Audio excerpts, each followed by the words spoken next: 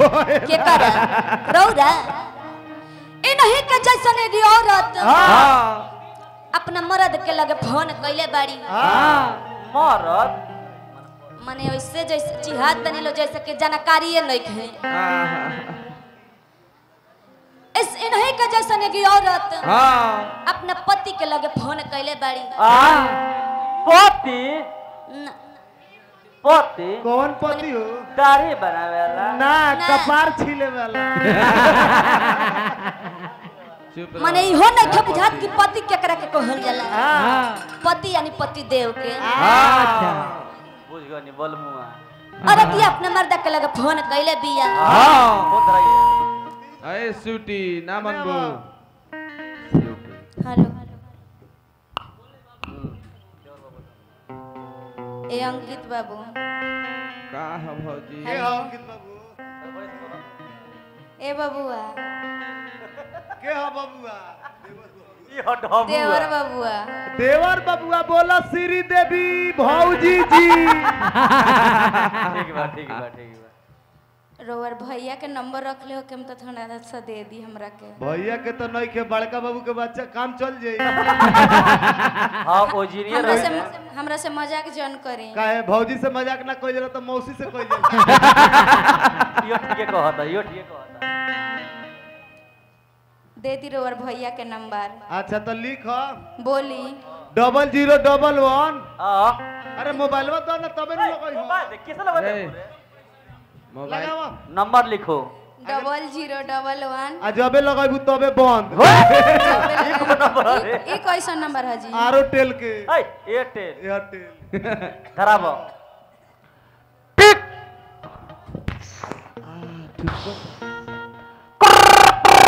उठाइए ना उठाइए ना अरे भोला जी में तो निसटाइए ना हेलो इस रूट की सेल्फी लेने व्यवस्था है कृपया 9 महीना बाद डायल करो ना ए बबुआ ई कौन नंबर देनी है हाँ, ये तो सीधे कहता 9 महीना बाद डायल करे अच्छा व्यवस्था होई हां दोसर नंबर लिखो देता नहीं बोली 94 कुल्हा पर 94 कुल्हा पर और नंबरवा हो नचनिया के झूला पर गौरी सीधा ओखो नंबर लिखे के बाद धरावा टिक टिक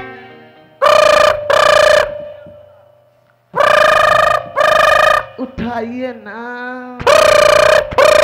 हेलो उठाइए ना रेडियो नेपाल हो तपाईं को अनुरोध मा भोजपुरी फिल्म में गाना सुने भयो राति राम्रो राम्रो छ हाम्रो नेपाल में भिन्न भिन्न छिन छिन गाना सुनाउँ छ ई तो नेपाल धलरस रे भौजी हिंग बेचवा सोन के लगे धइले बाप दोसर नंबर दी आपसे अच्छा लिखो बोली 94 पर बारी 94 बाड़ी पर और नंबरवा हो गौरी के साड़ी पर आओ धराबो टिक टिक पास उठाइए ना अरे हेलो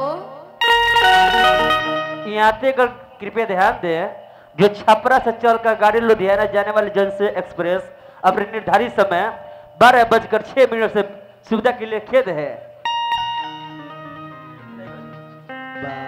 ई स्टेशन पर धलस रे भौजी इधर घबरा गए लोग नाम भूल गई दोसर नंबर दी आपसे अच्छा स्टेशन पर धले ले बा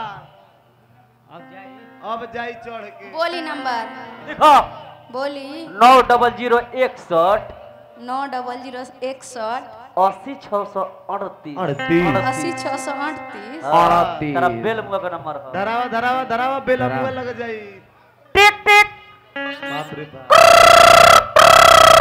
बड़ा लंबा बाप रे बड़ा लंबा रिंग होता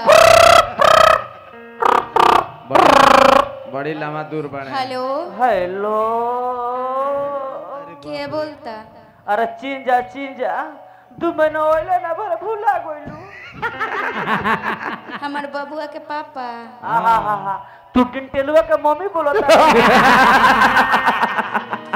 रबर गोड़ छू के गोड़ लागता नहीं अरे माय डार्लिंग तू गोड़ ना हाँ। तू कुछ छुआ सब देह तो हरे लेकिन गोड़ मत छुइयो, गोड़ में स्टील बट टूट जाए। मजाक मत करी रोवर, कही आए के बतौन बताई हमरा के। अरे काहे चिंता कोइले बाड़ू, आई अपना समय से हम सोच रहे कि ताके खाली कमा धमा के आई तो तेरा कुछ चिन्हा ले ले आई। चिन्हा हमार कुछ चिन्हा ना चाहिए, रउआ घरे आ जाए। अरे कुछ सोच तोरा के घेटी में का पाइल ले ले आई दूगो। कुछ ना चाहिए, 4 साल गइल अब भइल। हाँ। रोवर एको बेर हम याद ना आईनी है। आए। काहे वहां के दूसर के उके रख ले बनी का? ए ना जती तो ही ननका का पैंट कहां से सियाई। सुनो तो इतना जिद करता रहनु हाँ। तब हम ट्रेन कटावतानी हाँ। आ टिकट पर उधियले चली आवतानी। आओ आओ रुआ टिकट पर काहे के आए? रुआ बोमा पर इसका चढ़ धरी, के इसका। चलो। होइल होइल और के लिए गरी आइए कल म्यूजिक से।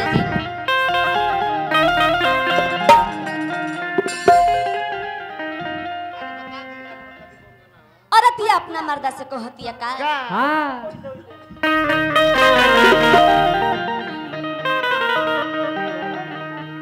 बाबा कि टूटा ही पलानी में तरस से जवानी ओई बात कहिया ओ भंडारी जी तो लागल दिलवा में आगी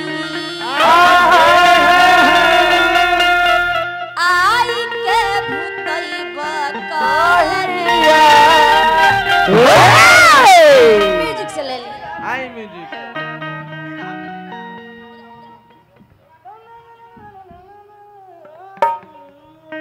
वाह।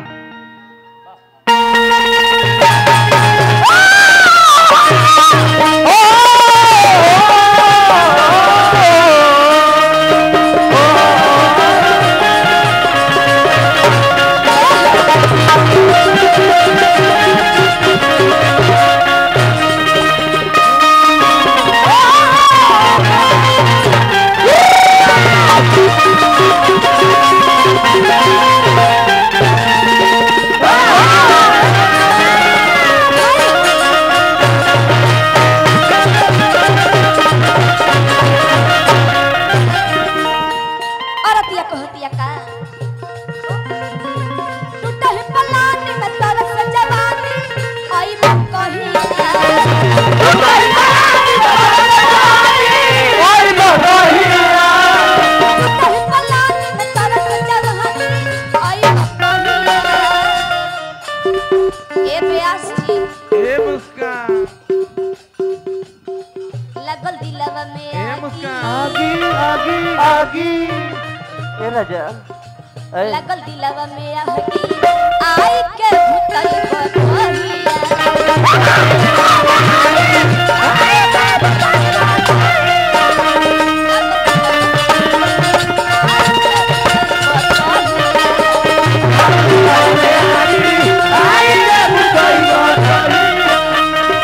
टूटही पलानी में तरस से जवानी आई बात कहिया।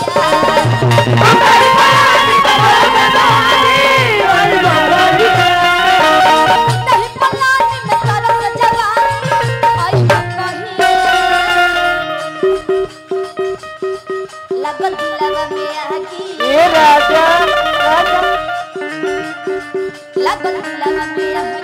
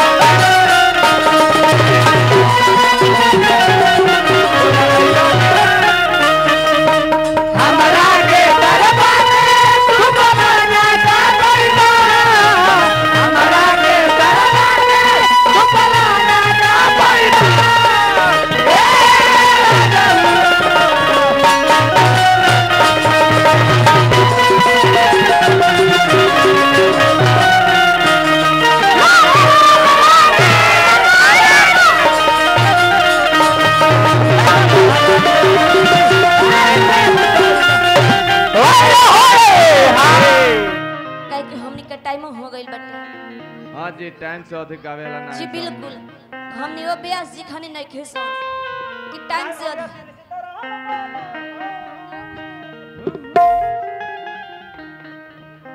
चलते चलते हमने के जयकार बोल दे के बटे हाँ वाह कि श्री सीताराम बोलो ना राधे राधे श्याम बोलो ना कि श्री सीताराम बोलो ना राधे राधे श्याम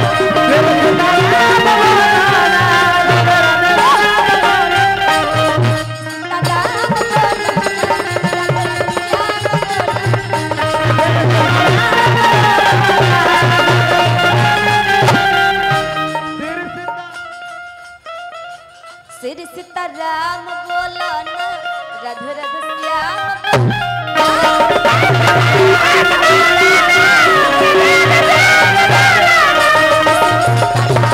बोलो